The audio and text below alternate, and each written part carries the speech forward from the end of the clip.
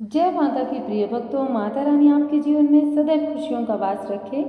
आज हम चैत्र नवरात्रि में श्री दुर्गा सप्तशती के 5वें अध्याय का अध्ययन करेंगे और साथ में रसपान करेंगे, श्रवण करेंगे। तो आप लोग पूर्ण श्रद्धा के साथ में सुनना। माता रानी आपके सभी कष्टों को दूर करके आपके जीवन में सदैव खुशियों का वास रखे। ऋषि बोले, प्राचीन काल में शुंभ निशुंभ नामक 2 राक्षसों ने बल के मध्य में आकर इंद्र का त्रिलोकी राज्य और यज्ञों का भाग छीन लिया। तत्पश्चात इन दोनों असुरों ने सूर्य, चंद्रमा, कुबेर, यम और वरुण के अधिकार भी छीन लिए। वायु और अग्नि के अधिकार भी छीनकर सब देवताओं को उनके राज्य से निकाल दिया। इस प्रकार देवतागण दोनों राक्षसों से पराजित होकर स्वर्ग से निकाल दिए जाने पर अपराजिता भगवती देवी का स्मरण करने लगे। वे सोचने लगे कि भगवती देवी ने हमें पहले वरदान दिया था कि देवताओं पर विपत्ति आने पर मैं तुम्हारे स्मरण करने पर समस्त आपत्तियों का समूल नाश कर दूंगी। ऐसा सोचकर सब देवता इंद्र के साथ हिमालय पर्वत पर विष्णु की माया देवी की स्तुति करने के लिए गए।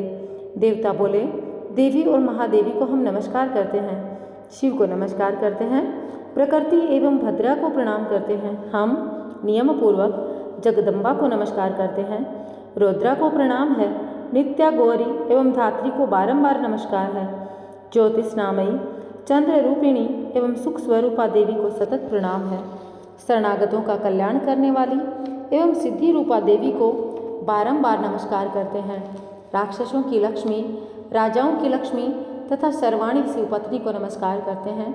दुर्गा देवी को, दुर्ग स्थलों को पार करने वाली दुर्गपारा को, सारा सर्वकारिणी ख्याति कृष्ण और धूम्र देवी को सदैव नमस्कार है। अत्यंत सौम्य तथा अत्यंत रौद्र रूपा को हम नमस्कार करते हैं, उन्हें हमारा बार बार प्रणाम है। जगत की आधारभूत कृति देवी को बार बार नमस्कार है। जिस देवी को प्राणी मात्र विष्णु की माया कहते हैं उसको नमस्कार है। जो देवी समस्त प्राणियों में चेतना कहलाती है उसको नमस्कार है। जो देवी संपूर्ण प्राणियों में बुद्धि रूप से स्थित है उसको नमस्कार है।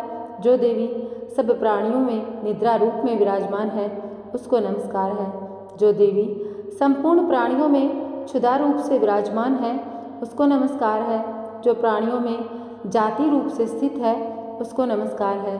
जो देवी सब प्राणियों में लज्जा रूप से स्थित है उसको नमस्कार है। जो देवी प्राणियों में श्रद्धा रूप से स्थित है उनको नमस्कार है। जो देवी प्राणियों में कांति रूप से स्थित है उनको नमस्कार है। जो देवी सब प्राणियों में लक्ष्मी रूप से स्थित है उसको नमस्कार है। जो देवी समस्त प्राणियों में वृद्धि रूप से स्थित है उसको नमस्कार है। जो देवी समस्त जीवों में स्मृति रूप में विराजमान है उसको नमस्कार है, उसको बारंबार नमस्कार है। जो देवी समस्त जीवों में दया रूप से स्थित है उसको नमस्कार है, उसको बारंबार नमस्कार है। जो देवी समस्त जीवों में तुष्टि रूप से स्थित है उसको नमस्कार है। जो देवी समस्त जीवों में मातृ रूप से स्थित है उसको नमस्कार है। जो देवी सब जीवों में भ्रांति रूप से स्थित है उसको नमस्कार है। जो देवी सभी प्राणियों की इंद्रियों की अधिष्ठात्री है और उसी प्रकार सब में व्याप्त है उस देवी को बार बार नमस्कार है। जो देवी चैतन्य रूप से इस संपूर्ण संसार को व्याप्त करके स्थित है उसको बारंबार नमस्कार है। पूर्व काल में देवताओं ने अपना अभिष्ट फल पाने के लिए जिस भगवती की स्तुति की है और देवराज इंद्र ने बहुत दिनों तक जिसका सेवन किया है वह कल्याण की साधना भुजा ईश्वरी हमारा कल्याण करे तथा सारी विपत्तियों को नष्ट करे। राक्षसों द्वारा पीड़ित हम सब देवता उस परमेश्वरी को प्रणाम करते हैं तथा जो भक्ति पूर्वक स्मरण करने पर तुरंत ही विपत्तियों को नष्ट करने की क्षमता रखती है वह जगदम्बा इस समय हमारा कल्याण करके हमारी संपूर्ण विपत्तियों को दूर करने की कृपा करे। महर्षि मेधा बोले, हे राजन, इस प्रकार जब सब देवी देवता की स्तुति कर रहे थे तो उसी समय देवी पार्वती गंगा में स्नान करने के लिए आई। उस समय पार्वती जी ने देवताओं से कहा, आप लोग इस समय किसकी स्तुति कर रहे हैं? तब उनके शरीर कोष से प्रकट होकर शिवा बोली, ये देवता शुंभ दैत्य द्वारा निष्कासित एवं संग्राम में निशुंभ दैत्य से पराजित हुए मेरी स्तुति कर रहे हैं। पार्वती जी के शरीर कोष से उस समय अंबिका देवी प्रकट हुई, जो समस्त लोकों में कौशिकी नाम से प्रसिद्ध हुई। जिस समय पार्वती जी के शरीर से देवी प्रकट हुई, उस समय से पार्वती जी का शरीर काले रंग का हो गया और तब से उनका नाम कालिका देवी पड़ गया और वे हिमालय पर वास करने चली गई। शुंभ निशुंभ के दूत चंडमुंड वहाँ आए और उन्होंने परम मनोहर रूप वाली अंबिका देवी को देखा। चंडमुंड शुंभ निशुंभ के पास जाकर बोले, हे महाराज, इस एक सुंदर स्त्री हिमालय को प्रकाशित कर रही है। हे असुरेश्वर, हमने उस जैसी परम सुंदर स्त्री को अब तक कहीं नहीं देखा, इसलिए यह पता करने के लिए कि वह कौन है और किसकी है। वह सब स्त्रियों में रत्न है, वह अपनी कांति से दसों दिशाओं को प्रकाशित करती है। आप चलकर उसे देख लें। हे स्वामी, तीनों लोकों में हाथी, घोड़े और मणि इत्यादि जितने रत्न हैं, वह सब इस समय आपके घर में शोभायमान है। हाथियों में हाथी ऐरावत और घोड़ों में उच्चैःश्रवा घोड़ा और परिजात नामक वृक्ष आप इंद्र से प्राप्त कर चुके हैं। हंस सहित रत्न जड़ित ब्रह्मा जी का अद्भुत विमान भी आपके पास है। महापद्म नामक निधि आपके कुबेर से आपने ले ली है। समुद्र ने आपको किंजकलिनी नाम की माला प्रदान की है, जिसके कमल कभी मुरझाते नहीं हैं। सोने की वर्षा करने वाला वरुण का छत्र भी आपके पास है। रथों में श्रेष्ठ प्रजापति का रथ भी आपके पास है। हे असुरराज, मृत्यु से उत्क्रांतिदा नामक शक्ति भी आपने छीन ली है तथा वरुण का पास भी आपके भाई निशुंभ के पास ही है। निशुंभ ने समुद्र से उत्पन्न होने वाले सब प्रकार के रत्न भी अपने अधिकार में कर लिए। ऐसे में 2 वस्त्र भी अग्निदेव ने आपको दिए हैं, जिन्हें अग्नि नहीं जला सकती है। हे दैत्यराज, इस प्रकार सभी रत्न रूपी वस्तुएं आप संग्रह कर चुके हैं। अब आप कल्याणमयी स्त्रियों में रत्न रूपी इस स्त्री को ग्रहण करें। ऋषि बोले, चंडमुंड के वचन सुनकर शुंभ ने सुग्रीव नामक राक्षस को अपना दूत बनाकर देवी के पास भेजा। सुग्रीव ने शुंभ ने कहा कि तुम मेरी ओर से इस प्रकार कहना, ऐसा उपाय करना जिससे वह प्रसन्न होकर यहाँ शीघ्र आने को तैयार हो जाए। सुग्रीव शीघ्र पर्वत के उस स्थान पर पहुँचा जहाँ पर देवी बैठी हुई थी। वह स्थान अत्यंत सुंदर था।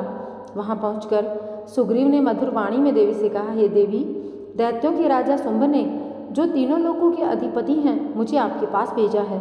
आपकी आज्ञा का उल्लंघन करने का साहस किसी भी देवता में नहीं है तथा राक्षसों के समस्त शत्रुओं पर उन्होंने विजय प्राप्त कर ली है। उन्होंने आपके लिए संदेश भेजा है कि तीनों लोकों पर मेरा अधिकार है, सब देवता मेरे अधीन हैं।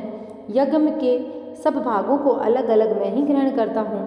तीनों लोकों के उत्तम रत्नों के हम स्वामी हैं। इंद्र का ऐरावत हाथी भी हमारे पास है। समुद्र मंथन से उत्पन्न हुआ उच्चैःश्रवा नामक घोड़ा भी देवताओं ने हमें भेंट कर दिया। देव, गंधर्व एवं नागों के पास भी जितनी रत्न रूपी वस्तुएं नहीं हैं, जितनी अब मेरे पास हैं। आप भी स्त्रियों में एक रत्न हो, इसलिए आपको भी हमारे पास आ जाना चाहिए। क्योंकि मैं रत्नों का भक्त हूँ, अब मैं यह तुम पर छोड़ता हूँ कि तुम मेरे साथ या मेरे पराक्रमी भाई निशुंभ के साथ विवाह करो। यदि तुम मुझसे विवाह करोगी तो अतुल महान ऐश्वर्य को प्राप्त करोगी। महर्षि मेधा ने कहा। दूत के ऐसा कहने पर भगवती दुर्गा मन ही मन मुस्काई और इस प्रकार बोली, हे दूत, तुमने जो कहा वह सब सत्य है, इसमें किंचित मात्र भी झूठ नहीं। शुंभ इस समय तीनों लोकों का स्वामी है और निशुंभ भी उसी की भांति पराक्रमी है, परंतु मैंने एक प्रतिज्ञा कर रखी है। वह प्रतिज्ञा है कि मुझे जो युद्ध में हरा देगा, मेरे इस अभिमान को खंडित कर देगा तथा बल में जो व्यक्ति मेरे समान होगा वही मेरा पति होगा। इसलिए शुंभ निशुंभ में से जो भी मुझसे युद्ध में हराएगा, मैं उसी से विवाह कर लूँगी। मेरा यह संदेश उन तक पहुँचा दो। दूत सुग्रीव बोला, हे देवी, आप अभिमान से भरी हुई हो, मेरे सम्मुख ऐसी बात न करो। इस त्रिलोकी में मुझे कोई ऐसा दिखाई नहीं देता जो शुंभ निशुंभ को हरा सके। जब देवताओं में से कोई शुंभ निशुंभ को हरा नहीं पाया, तब तुम भला इतनी कमनीय स्त्री रणभूमि में उसका मुकाबला कैसे कर सकोगी? तुम मेरा कहना मानो, शुंभ निशुंभ के पास चली जाओ। ऐसा करने से तुम्हारे गौरव की रक्षा होगी, अन्यथा जब वे तुम्हारे केस पकड़कर तुम्हें घसीटते हुए ले जाएंगे, तब तुम्हारा गौरव नष्ट हो जाएगा। देवी बोली, शुंभ निशुंभ बड़े बलवान हैं, यह ठीक है, परंतु मैं अपनी प्रतिज्ञा से बंधी हुई हूँ, इसलिए तुम जाओ और मैंने जो कुछ कहा है वह आदरपूर्वक असुरराज से कह दो। इसके पश्चात वे जो उचित समझे वह करें। तो प्रिय भक्तों, यहाँ पर 5वां अध्याय संपन्न होता है श्री दुर्गा सप्तशती का। अब हम 6ठा अध्याय जो है उसका रसपान करेंगे। ऋषि बोले, देवी की बात सुनकर दूत सुग्रीव क्रोध में भरकर असुर सम्राट शुंभ के पास पहुंचा और देवी के साथ हुई सारी बातचीत विस्तार पूर्वक बता दी। दूत की बात सुनकर शुंभ के क्रोध का पारावार न रहा। दैत्य सेनापति धूम्रलोचन से बोला, तुम शीघ्र अपनी सेना को लेकर वहां जाओ और उस दुष्टा को केसों से पकड़कर घसीटते हुए यहाँ ले आओ। यदि उसकी रक्षा करने के लिए कोई देवता, यक्ष या गंधर्व आए तो उन्हें भी मार डालना। महर्षि मेधा बोले, आज्ञा पाते ही धूम्रलोचन 60,000 असुरों की सेना लेकर चल दिया। वहां पहुंचकर उसने हिमालय पर्वत पर विराजमान देवी को देखा और ऊंची आवाज में बोला, अरे तू अभी शुंभ निशुंभ के पास चल। यदि प्रसन्नतापूर्वक मेरे स्वामी के पास नहीं चलेगी तो स्मरण रख, मैं तुम्हें बालों से पकड़कर घसीटता हुआ बलपूर्वक ले जाऊंगा। देवी बोली, दैत्यराज शुंभ ने मुझे तुम्हें सेना लेकर बलपूर्वक लेने भेजा है। यदि तू मुझे बलपूर्वक ले जाएगा तो मैं तेरा क्या कर सकती हूँ। ऐसा कहने पर धूम्रलोचन देवी जगदम्बा को पकड़ने के लिए झपटा तो देवी ने अपने हुंकार से ही धूम्रलोचन को भस्म कर डाला। यह देखकर असुर सेना क्रोध में भरकर देवी अंबिका की तरफ लपकी, परंतु देवी ने उन पर तीखे बाण, शक्तियों तथा फर्शों की वर्षा आरंभ कर दी। इधर देवी दुर्गा का वाहन शेर भी कुपित होकर भयंकर आवाज करता हुआ असुरों की सेना पर उछल पड़ा। शेर ने कई असुरों को पंजों से, कईयों को जबड़ों से और कई को धरती पर पटक कर अपनी दाढ़ों से घायल करके मार डाला। उसने अपने नखों से कितने ही असुरों के पेट फाड़ डाले, कितने ही असुरों के सिर धड़ से अलग कर दिए। वह दैत्यों के पेट फाड़कर उनका रस चूसने लगा। क्षण भर में ही देवी के वाहन शेर ने राक्षसों की सारी सेना का संहार कर डाला। शुंभ को जब यह समाचार मिला कि देवी ने धूम्रलोचन को मार डाला तो उसके वाहन शेर ने सारी राक्षस सेना को मौत के घाट उतार दिया। फिर उसे बहुत बड़ा क्रोध आया।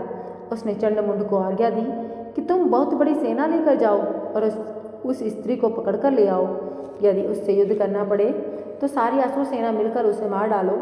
उस दुष्टा की हत्या होने पर तथा सिंह के मारे जाने पर वह स्त्री जिस दिशा में भी पड़ी हो उसे बांधकर शीघ्र लेकर लौटो। तो प्रिय भक्तों, यहाँ पर 6ठा अध्याय संपन्न होता है।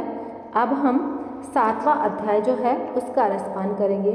इसमें हम सुनेंगे चंडमुंड का वध। ऋषि बोले, दैत्यराज शुंभ की आज्ञा पाकर चंडमुंड चतुरंगिनी सेना को साथ लेकर देवी दुर्गा से युद्ध करने तथा उसे बंदिनी बनाने के लिए चल दिए। हिमालय पर्वत पर पहुंचकर उन्होंने देवी को अपने वाहन सिंह पर बैठे हुए देखा। वे सब धनुष उठाकर और हाथों में तलवार उठाकर देवी के सम्मुख पहुंच गए। देवी ने जब चंड, मुंड और असुर सेना को देखा तो क्रोध से उनका मुख काला हो गया, उनकी भ्रुकुटियां चढ़ गई और उनके ललाट से भयंकर विस्तृत मुख वाली, लाल आंखों वाली काली देवी प्रकट हुई। वह अपने हाथों में तलवार और पास लिए हुए थी। वह विचित्र खड्ग धारण किए हुए, चीते के चर्म की साड़ी तथा नरमुंडों की माला धारण किए थी। उनका भयानक शुष्क शरीर केवल हड्डियों का ढांचा था, जिससे वह अत्यंत भयंकर जान पड़ती थी। उनका मुख विशाल था, जीभ लपलपाने के कारण वे और भी डरावनी लग रही थी। आंखें अंदर की ओर धंसी थी और लाल हो रही थी। उनकी भयंकर गर्जना से संपूर्ण दिशाएं गूंज रही थी। कालिका देवी बड़े वेग से दैत्यों की विशाल सेना पर टूट पड़ी और उनका भक्षण करने लगी। वह पार्श्व रक्षकों को, आकुंशधारी महावतों, हाथियों पर सवार योद्धाओं पर घंटा सहित हाथियों को एक हाथ से पकड़कर अपने मुंह में डाल रही थी। इस प्रकार वह घोड़ों, रथों, सारथियों व रथों में बैठे हुए सैनिकों को मुंह में डालकर भयानक रूप से चबा रही थी। किसी के केस पकड़कर, किसी की गर्दन पकड़कर, किसी को पैरों से दबाकर, किसी को छाती से मसल कर मार रही थी। दैत्यों के द्वारा फेंके गए बड़े बड़े अस्त्र शस्त्रों को मुंह से पकड़कर उन्हें दांतों से चबा रही थी। देवी काली ने दैत्यों की सारी सेना रोंद डाली। कुछ को तलवार से मौत के घाट उतार दिया, कुछ को खटवांग से पीट दिया, कुछ को दांतों से चबा डाला। इस प्रकार कालिका देवी ने क्षण भर में संपूर्ण दैत्य सेना का संहार कर डाला। यह देख महापराक्रमी चंड कालिका देवी पर लपका। उसने महाभयंकर बाणों की वर्षा करके तथा मुंड ने हजारों चक्र फेंककर भयंकर नेत्र वाली कालिका देवी को ढक दिया। चंड मुंड द्वारा फेंके गए अस्त्र शस्त्रों को देवी ने मुख में इस प्रकार समा लिया मानो सूर्य के बहुत से मंडल बादलों के उदर में प्रवेश कर रहे हों। अब तो देवी के भयानक मुख के भीतर देखना भी कठिन था। दांतों के प्रकाश से दमकती हुई, अत्यंत क्रोध में भयानक गर्जना करती हुई देवी अट्टहास करने लगी। देवी ने बहुत बड़ी तलवार लेकर हम का उच्चारण करके चंड पर धावा किया। उसके केश पकड़कर उसी तलवार से उसका मस्तक काट लिया। चंड को मरा देखकर क्रूर मुंड भी देवी की तरफ दौड़ा तो क्रोधित देवी ने उसे भी तलवार से मौत के घाट उतार दिया। चंड मुंड के मारे जाने पर शेष असुर सेना भय से व्याकुल होकर युद्ध क्षेत्र में पलायन कर गई। इसके बाद कालिका देवी चंड मुंड के सिर हाथ में लेकर अट्टहास करती हुई देवी चंडिका के पास पहुंचकर बोली, ये लो चंड मुंड के सिर, मैंने महापशु दैत्य चंड मुंड को मार दिया। अब तुम इस युद्ध में सुम निशुम को मौत के घाट उतारना। मेधा ऋषि बोले। चंड मुंड के शिरों को कालिका देवी के हाथों में देखकर देवी चंडिका बोली, हे देवी, तुम आज से संसार में चामुंडा देवी के नाम से विख्यात हो जाओगी। तो प्रिय भक्तों, यहाँ तक श्री दुर्गा सप्तशती के 7 अध्याय हमने सुन लिए हैं। 8वां अध्याय हम अगले वीडियो में सुनेंगे। तो आप लोगों को क्या करना है, कमेंट बॉक्स में लिखना है जय माता की। माता रानी आप सभी का भला करे, आपके जीवन में सारे जितने भी कष्ट हैं उनको दूर कर दे और आपका जीवन सदैव सुखमय रखे। इसी कामना के साथ मैं विदा लेना चाहूँगी। जय माता की।